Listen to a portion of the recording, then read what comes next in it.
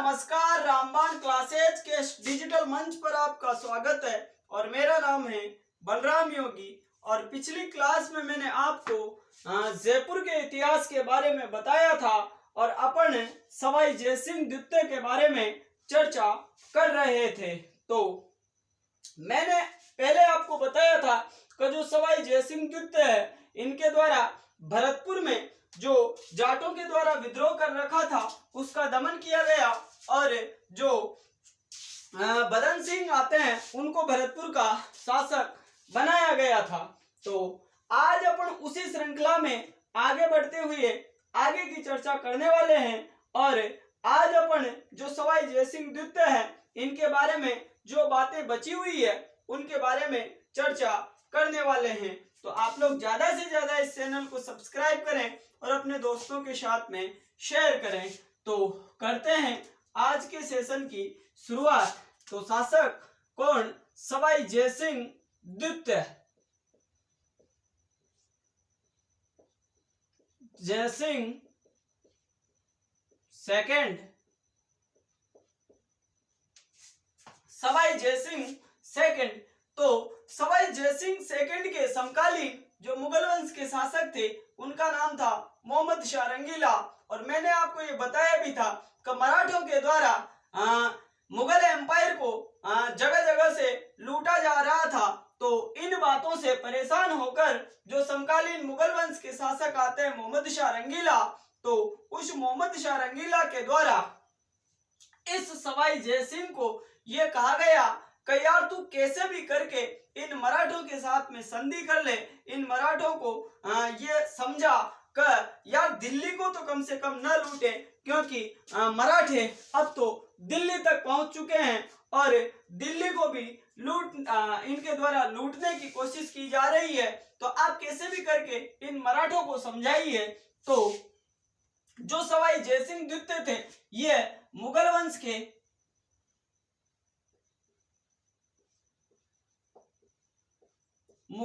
के शासक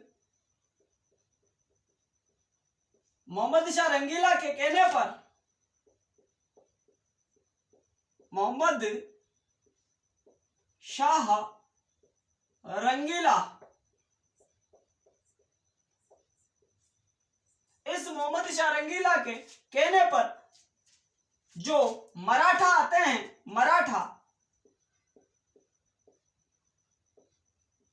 मराठा और मराठों का इस समय जो सरदार था उसका नाम था पेशवा बालाजी बाजीराव।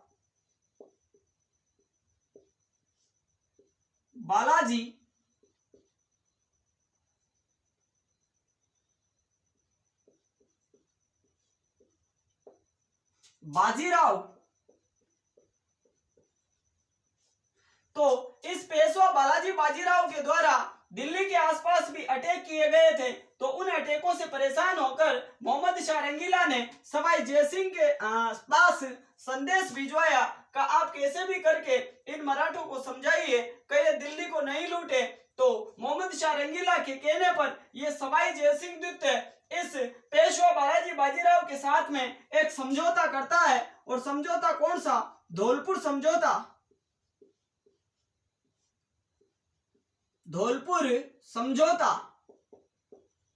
और ये धौलपुर समझौता 1741 ईस्वी को हुआ था। और किस किस के बीच में हुआ? तो आप बताओगे सवाई जयसिंह द्वितीय और पेशवा ये जो बालाजी बाजीराव आते हैं इनके मध्य में कौन सा समझौता होता है?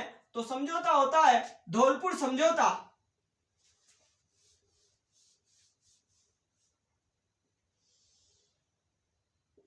अर्थात इनके बीच में क्या हो गई?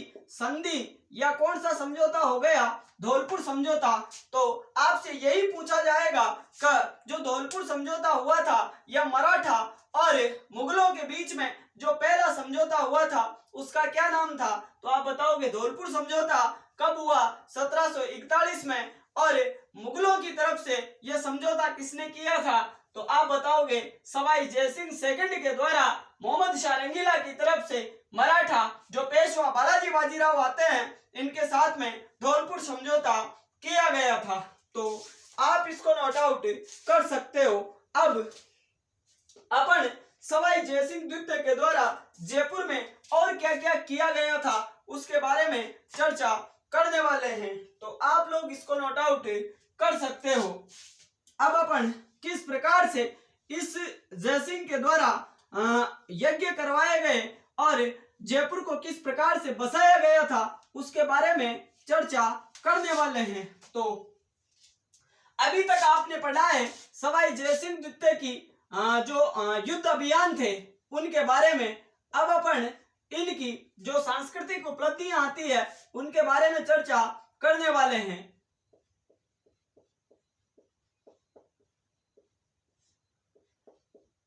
सवाई जयसिंह द्वितीय और इनके द्वारा 18 नवंबर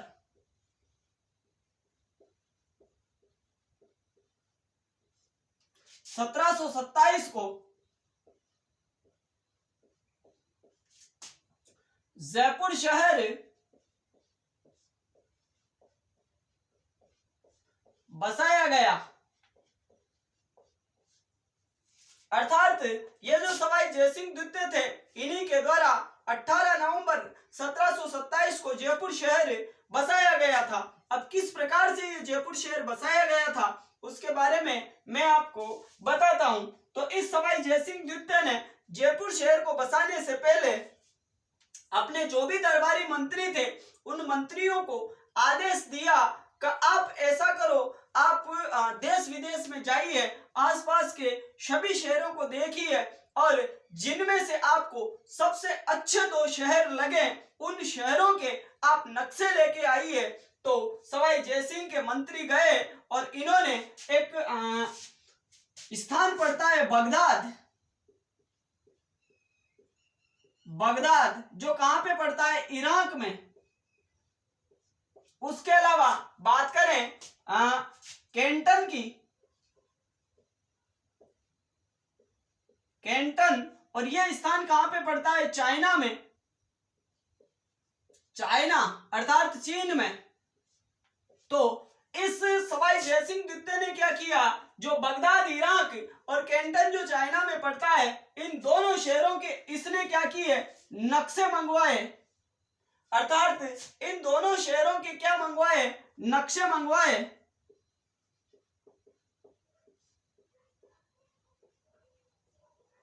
नक्शे मंगवाए और नक्शे मंगवाकर किसको उनका अध्ययन करने के लिए कहा गया। तो एक बंगाली ब्राह्मण आते हैं, बंगाली ब्राह्मण, और उनका नाम है विद्याधर भट्टाचार्य। अर्थात बगदाद और कैंटन के इसने नक्शे मंगवाए और उन नक्शों का अध्ययन करवाया किसके हाथों, बंगाली ब्राह्मण विद्याधर भट्टाचार्य के हाथों उनका अध्ययन करवाया। और अध्ययन करवा के इस प्रकार से इसने 18 नवंबर 1727 को यह जयपुर शहर बसाया था। यानी कैंटन चाइना और बगदाद ईरान के नक्शे मंगवाकर पहले उसका अध्ययन करवाया और उन नक्शों का अध्ययन करवा के किसके हाथों करवाया, बंगाली ब्राह्मण विद्याधर भट्टाचार्य के हाथों करवाया। और फिर इस प्रकार से इन्होंने जयपुर शहर को बसाया था। और ये जो जयपुर शहर था ये 9 वर्ग सिद्धांत के आधार पर बसाया गया था। तो आप इसको भी लिख सकते हो 9 वर्गीय सिद्धांत पर जयपुर शहर बसाया।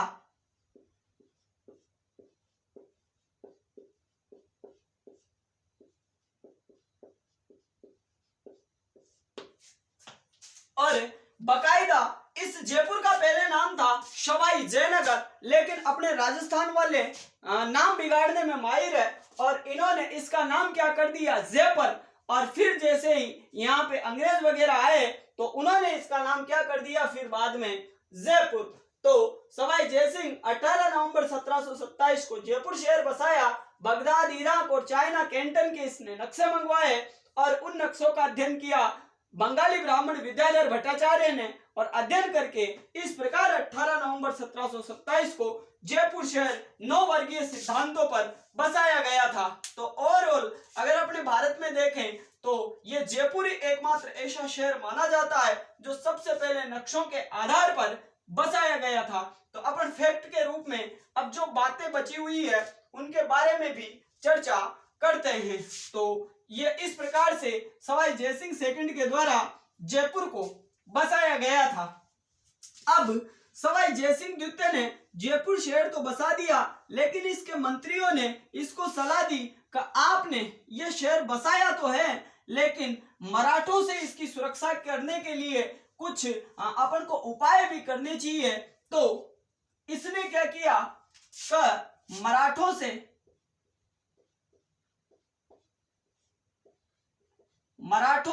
जयपुर की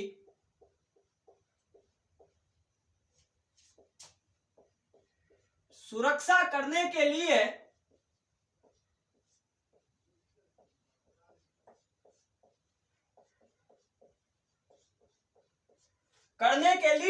नाहरगढ़ दुर्ग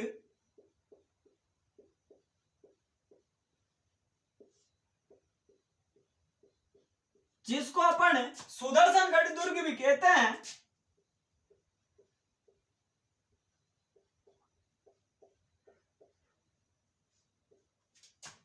गढ़ दुर्ग का निर्माण करवाया,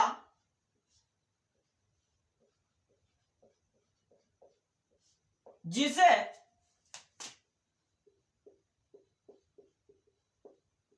जयपुर का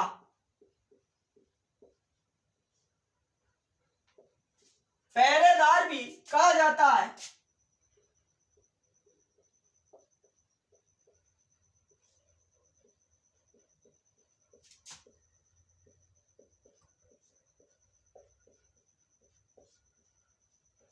यानी जयपुर को सुरक्षित रखने के लिए इसने नाहरगढ़ दुर्ग, जिसको सुदर्शनगढ़ दुर्ग भी कहते हैं, उसका निर्माण करवाया और उसी दुर्ग को जयपुर का पहरेदार भी कहा जाता है।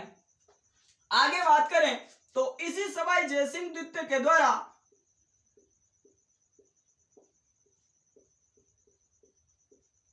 इसके द्वारा दिल्ली, जयपुर, उज्जैन, बनारस और मथुरा में वेधशालाओं का निर्माण करवाया गया था। तो यह प्रश्न एक बार पूछा भी गया था कि सवाई जयसिंह द्वितीय के द्वारा कितनी वेधशालाओं का या जंतर मंत्र का निर्माण करवाया गया था। तो आप बताओगे 5 वेधशालाओं का इसके द्वारा निर्माण करवाया गया। दिल्ली, जयपुर, उज्जैन, बनारस और मथुरा में इसने जंतर मंतर या फिर वेधशालाओं का निर्माण करवाया। अब अपन अगर इनकी विशेषताओं में देखें तो जो दिल्ली की वेधशाला है, यह वेधशाला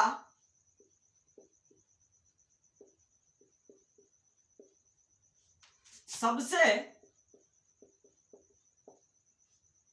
प्राचीन वेधशाला है।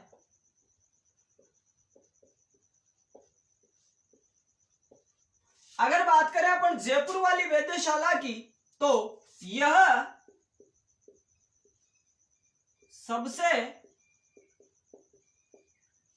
बड़ी वेधशाला है।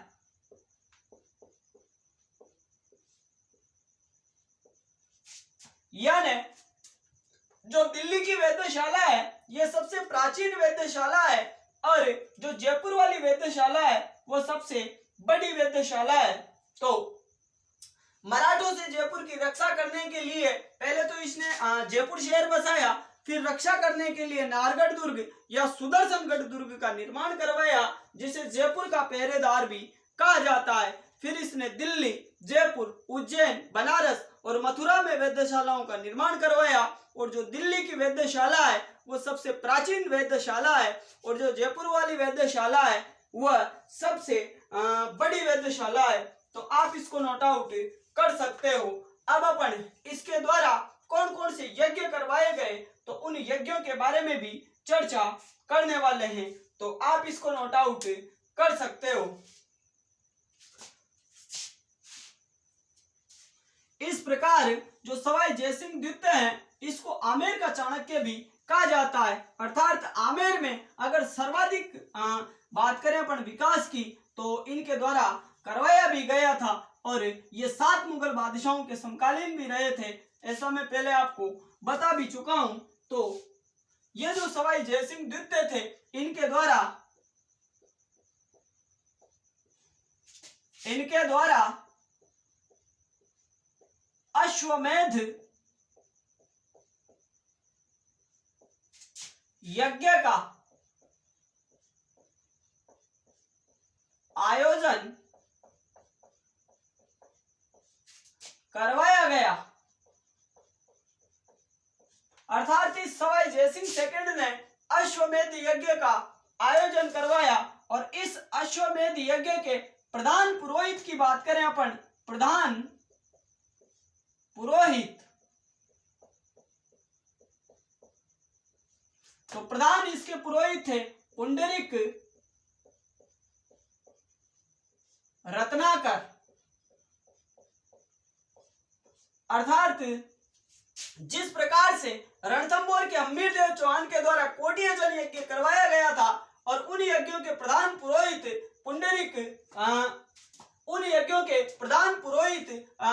जो विश्व रूपम थे, उसी प्रकार से सवाई जयसिंह द्वितीय के द्वारा जो अश्वमेध यज्ञ करवाया गया था उस यज्ञ के प्रधान पुरोहित आते हैं पुंडरीक रत्नाकर।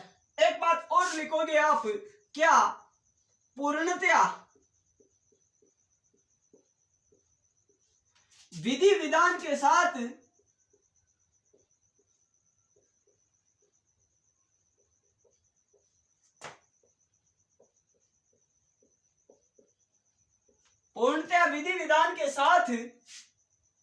अश्वमेध यज्ञ का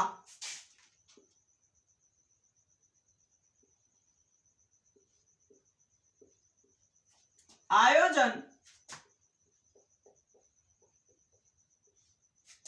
करवाने वाले अंतिम हिंदू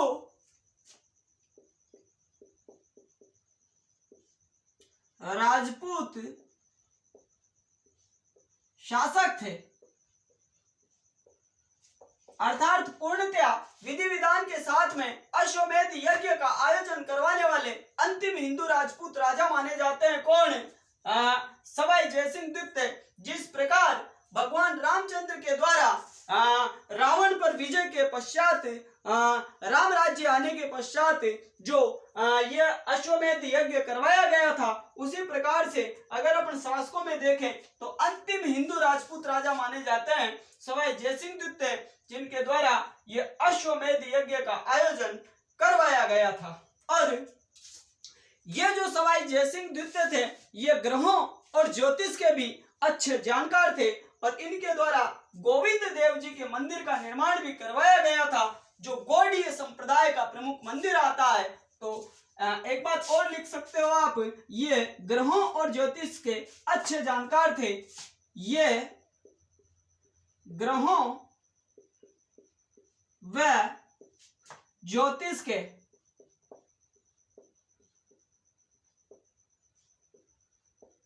अच्छे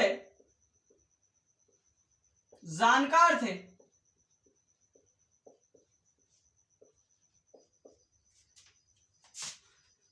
इनके द्वारा ग्रहों पर एक पुस्तक लिखी गई, जयसिंह कारिका,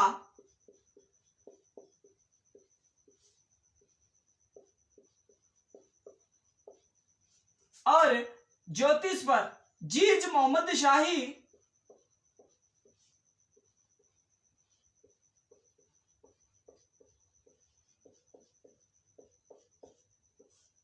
पुस्तक इनके द्वारा लिखी गई थी, जो 1700 1734 को प्रकाशित हुई थी। तो एक बार फिर मैं आपको बताता हूं, सवाई जयसिंह सेकंड अश्वमेध यज्ञ का आयोजन करवाया और इस यज्ञ के प्रधान पुरोहित पुंडरीक रत्नाकर थे और अश्वमेध यज्ञ का आयोजन पूर्णतः विधि विधान के साथ में करवाने वाले राजस्थान के अंतिम हिंदू राजपूत राजा माने जाते हैं। कौन? सवाई जयसिंह सेकंड। और इनके द्वारा ग्रहों और ज्योतिष की भी अच्छी जानकारी थी इनके पास में, और ग्रहों पर इन्होंने जयसिंह कारिका और ज्योतिष पर इन्होंने जीज मोहम्मद शाही पुस्तक लिखी थी जो 1734 ईस्वी को प्रकाशित हुई थी। तो आप इसको भी नोट आउट कर सकते हो। अब अपन ये जो सवाई जयसिंह द्वितीय हैं, इनके द्वारा कौन कौन से देवताओं के मंदिर बनवाए गए, तो उन मंदिरों की भी अपन चर्चा करेंगे, लेकिन वह चर्चा करेंगे अपन अगली क्लास में। तो आज के इस सेशन को अपन यहीं पे विराम देते हैं। तो आप लोग इसको नोट आउट कर सकते हो। तो आज की क्लास और अभी के लिए इतना ही। धन्यवाद। आपका दिन शुभ हो।